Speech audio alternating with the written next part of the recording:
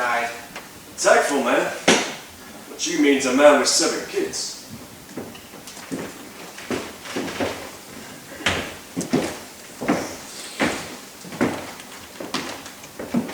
God damn it!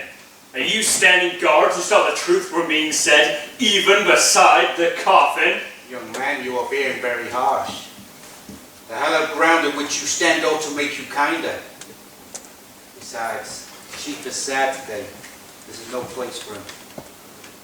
You butchers! Dulfo kept his word to you. He kept quiet about everything. Silence is not enough. We need the guys who are ready to speak up for us and loud. He had to go. Dulfit was like the pores in which the anxious perspiration of the vegetable trade seeped out. It was unbearable to smell that sweat of fear. Do you want your cauliflower sold in Cicero or not? Not by assassination. So by what else? You want your steak and eat it too. You howl for meat, but when you see the meat axe of the chef, you call him bloody butcher. Oh, I like that. No siree. No. What we demand is gratitude and not abuse. Now go on home. It was our blackest hour, gentlemen, when we began to deal with these guerrillas. This is a funeral. Don't let them ruin your fun. Watch out. Look where she comes.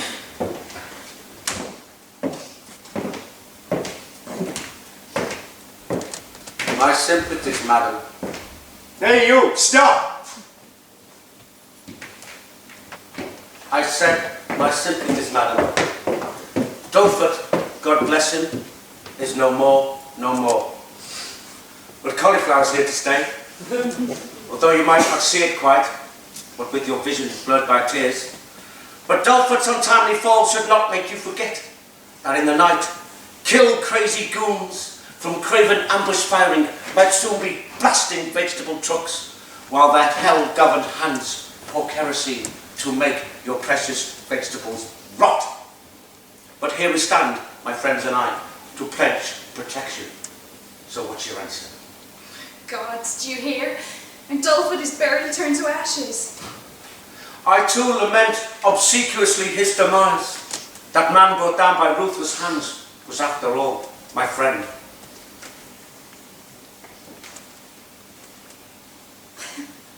That's right. The hand that struck him down. The self-same hand that shook him by the hand was yours. There it goes again. The gossiping. I am provoked by slanderous tongues again. They pour their poison on my good intentions, which is to love my neighbour. They call my friendly gestures threats and blackmail, and slap my hand whene'er I hold it out. To strangle anyone that's in your way. No! I am being friendly here, and fanatically. Why do you spit at me? You're as friendly as a snake that sneaks up on a rabbit. Do you hear that, boys? That's how I'm treated. That's even how this Mr. Dulfit here tragically mistook my glowing friendship offer as an artful dodge. My generosity for weakness. Well, too bad for him.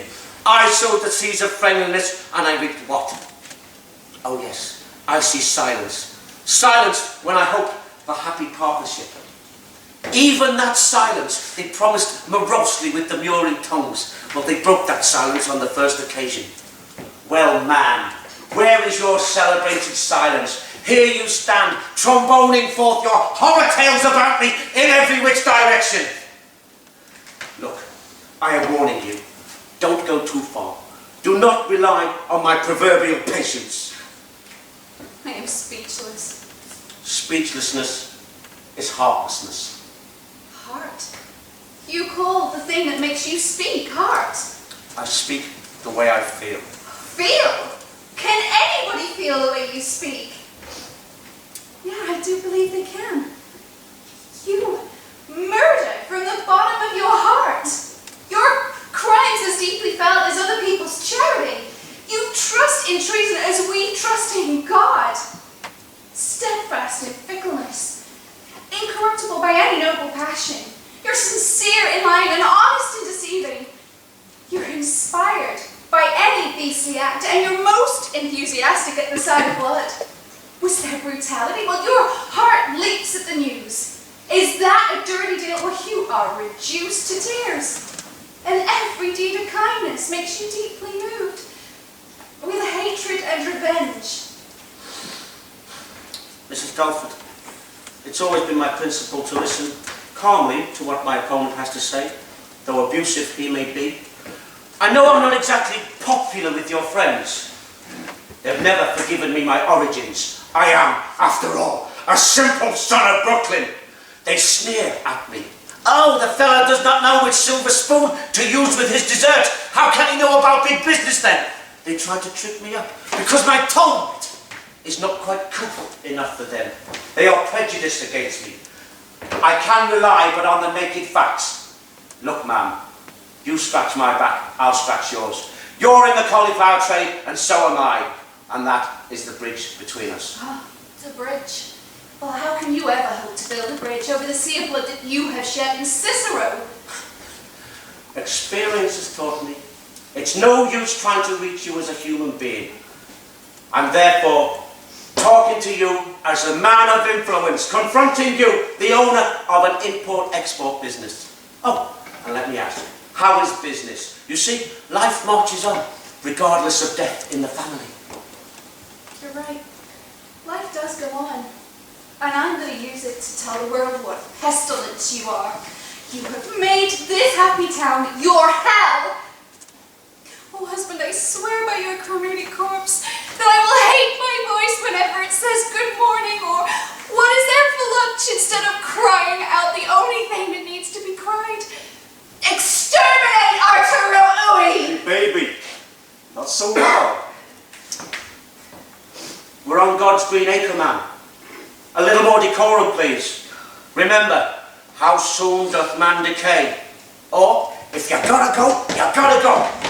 But business is immortal. Dolphin, I know now you are gone from me. Yeah, Dolphin is gone. Consider his demise. Gone is the voice of Cicero to cry. Force, terror, violence, etc. The loss is yours. Regret is not enough, however deep. Here you stand alone in this shitty world where weakness gets her teeth kicked in. The only shield that's left to you now is me. You say that to my face. I am the widow of a man you butchered, you monstrosity! I knew you'd come back because you always do, returning to the scene of a crime and blaming everybody else for your bloody deeds. I didn't do it, it was someone else. Oh my God, I know from nothing. I've been raped, cries Mr. Rape. Oh my God, call the cops, there's been a murder, Mr. Murder cries. My mind's made up. Cicero wants protection. She shall have it any day. My dead body. Whichever way. God, protect us from our protectors. Look, what do you say? Friends forever? Never, never, never, never! Never. Your crimes will never blossom forth, Arturo. Treason is bad in your gold lion story. Cheat over clocks. Murder over Dillfoots. But don't touch your own man. Plot against the world, but not against your fellow plotters, please. Tell barefaced lies to everybody's face. Not the face of them. I was devoted to you. Even you were just a shadow falling on the flop house floor. And now I shiver in the draft of all eternity. While you go down with your highfalutin friends. Treason has made you big. Treason will make you fall. Just as you did betray me. Me, your friend, Nate. You will betray them all. They will come when they will betray you too. Green grass grows over any moment, but not over your disloyalty. He's swinging the breeze above the graves. And he's there for all to see, this faithlessness of yours, especially by those who dig your grave. The day will come when all those you have smashed will rise. Arise, arise with all those already crushed by you. and 2 be crushed tomorrow. And I'll come marching down the street to you, a bleeding world full of hate. You will stand and look around for help. I know, because that's how I stood. You will beg, bully, and curse, and lie. But no one will hear you. No one heard me cry.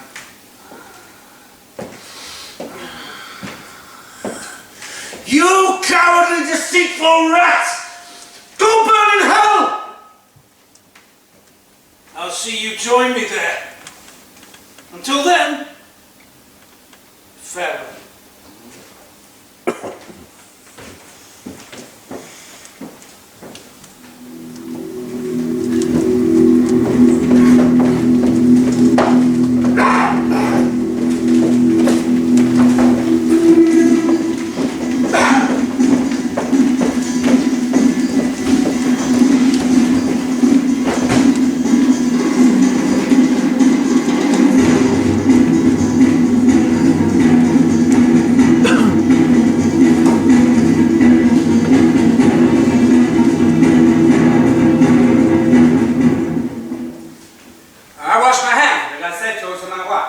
Maybe there's something wrong with us. No backbone, maybe.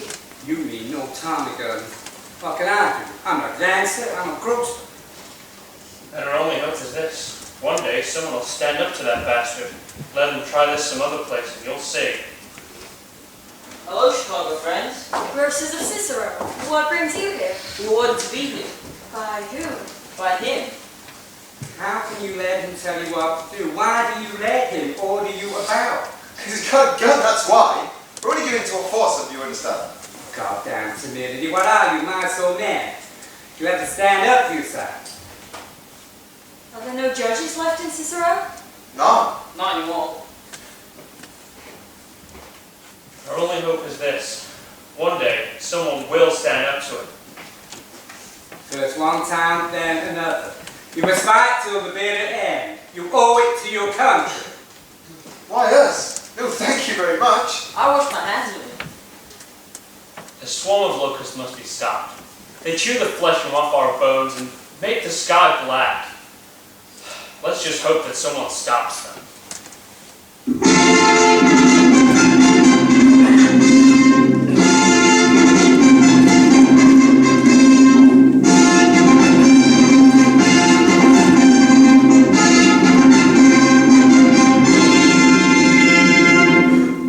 Hello, suckers! Is everyone here from Cicero? All here. And from Chicago too? All here. All hands on deck. My fellow greengrocers, welcome. Hearty greetings from the Cauliflower Trust. Mr. Clark, you're on. I've come to bring you news. After negotiations lasting several weeks, they haven't always gone smoothly, but hush, I mustn't gossip. Mrs. Dullfoot's company has merged with ours. This means that in the future, you will receive your vegetables from the trust alone. Now, your gain is obvious beyond words. Increased security, prompt delivery, new prices, slightly higher than before, but fixed in fairness for the common good. And now, let me present the newest member of the trust, Mrs. Dullfoot. Let me shake your hand.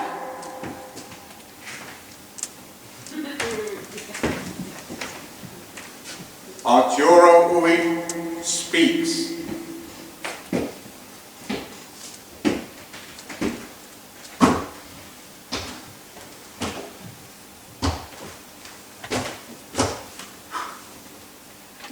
Men of Cicero and Chicago, fellow citizens, when aging Dogsborough appealed to me years ago, tears in his eyes, to bring protection to Chicago's vegetable markets, I felt overwhelmed and frankly skeptical that I could justify his gratifying trust in me. Though Dogsborough is now dead, his testament lives on for all the world to see. In words as plain as apple pie, he calls me son, and thanks me deeply moved for all I have done. The vegetable business, be it cabbage, leeks, or lima beans, or whatever else, in Chicago now is under full protection. And this is due, false modesty be damned, to my determined handling of the situation. And when, quite unexpectedly, there came another man, Ignatius Dolford, with the same proposal, this time concerning the town of Cicero, I wasn't disinclined to place that ancient town under my protection likewise. But I named me one condition. Namely, I would not do it lest you ask me to. I must be asked to do it by your freely willed decision. I laid down the law to my men. Do not put the screws on Cicero, not yet. They must be fully free to choose. I will not tolerate no sulking if we must. No cranky okey dokey. Half-assed assent is most repugnant to me. Therefore, you men of Cicero, what I demand is a hearty, smarty, happy, slappy yes. Enthusiasm, that's what I demand. And here, and now, I want the works. Nothing else will do.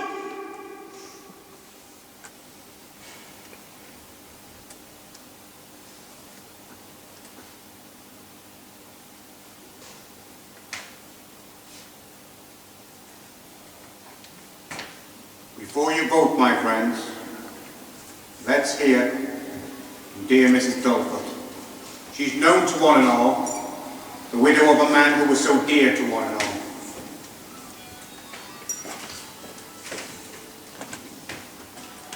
My friends, the man who was your friend to everyone, editor crusading, devoted husband, Ignatius Dolford, May he rest in peace. can no longer be your ever-present help and pillar anymore. I do advise, therefore, that you place your confidence in Mr. Uwe's hands, as I have done, since I have got to know him well in these our dark days, times so difficult for me.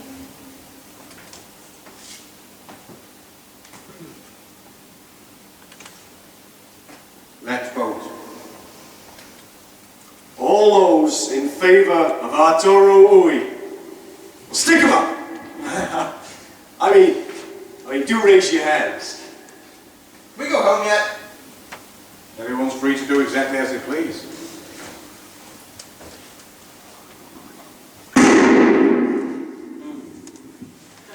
What do you say, man? Voting's done, Chief. Profoundly touched and tremulous with joy, the grocers of Chicago and Cicero give thanks for your protection. I do accept your thanks with pride.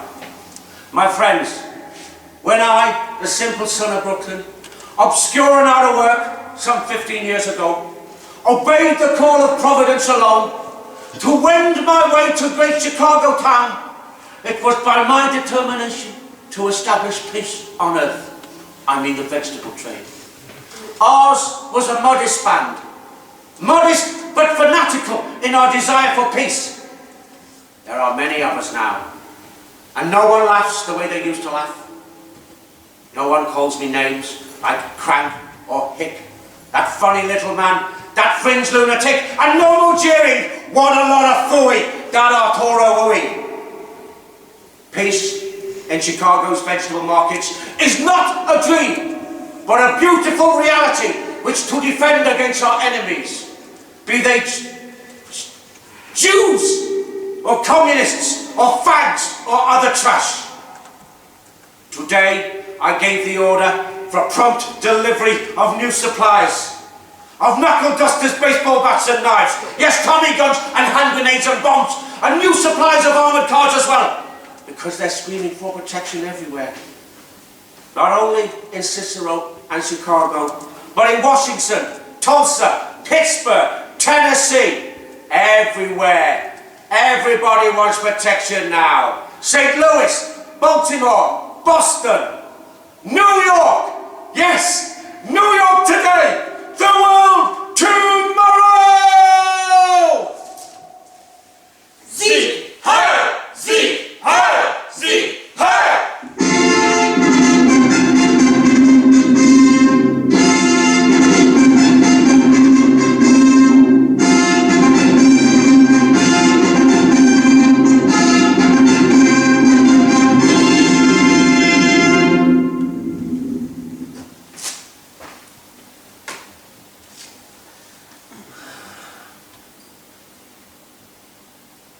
If only we could learn to look instead of gawking, we'd see the horror in the heart of farce. If only we could learn to act instead of talking, we wouldn't always end up on our arse. That was the thing that nearly had us mastered. So let's not drop our guard too quickly then. For although the world stood up and stopped the bastard, the bitch that bore him is on heat again.